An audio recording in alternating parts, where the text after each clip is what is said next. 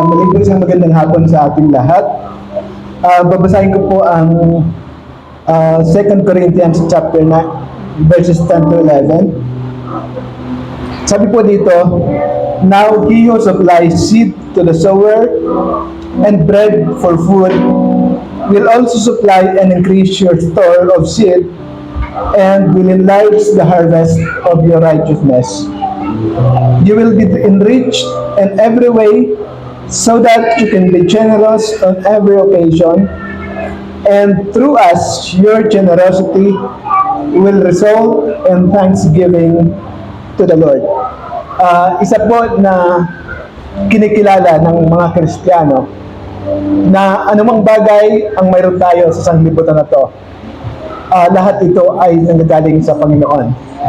At darating ang panahon na kung tayo ay dumating na yung panahon na tayo ay lilisan sa mundong ito, walang anumang bagay ang maaari nating dalhin, kundi ang ating mga sariling katawan na pinagkaloob ng Panginoon.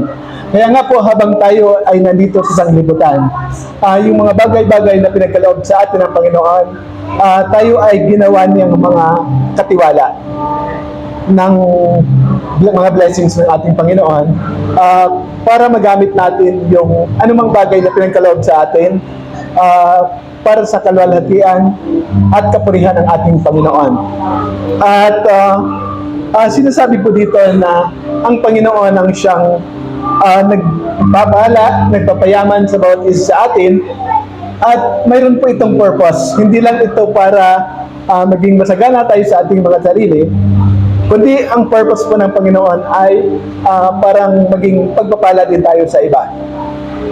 So kung tayo ay pinasagana ng Panginoon, alalahanin po natin na ang purpose ng Panginoon ay hindi lang para mag-enjoy tayo o kaya maging magaan ang ating buhay. Kinakailangan din at ninanais ng Panginoon na yung pagpapala natin ay dumaloy doon sa ibang tao. Tulad ng tubig na kinakailangan buksan mo yung balbula para ito ay dumaloy, para din dumaloy yung pagpapala ng Panginoon sa ating mga buhay, kinakailangan na ibukas natin ang ating mga kamay para dumaloy ito. Kasi kung palagi itong nakasara, ay hindi ito dadaloy, tulad ng pagdaloy ng tubig na napipigilan kapag nakasara ang balbula ng gripo.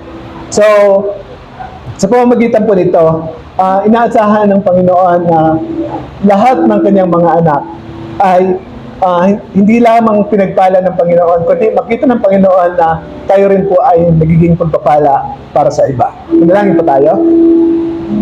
Dakilang Diyos, nagpapasalamat po kami, O Diyos, sa paalala ng iyong mga salita, Panginoon, kung saan ikaw, O Diyos, ang Panginoon na pinanggagalingan ng lahat ng pagpapala ng aming mga buhay. Pinanggagalingan ng lahat ng biyaya, pinanggagalingan ng lakas, Panginoon, pinanggagalingan ng mga oportunidad ng aming buhay.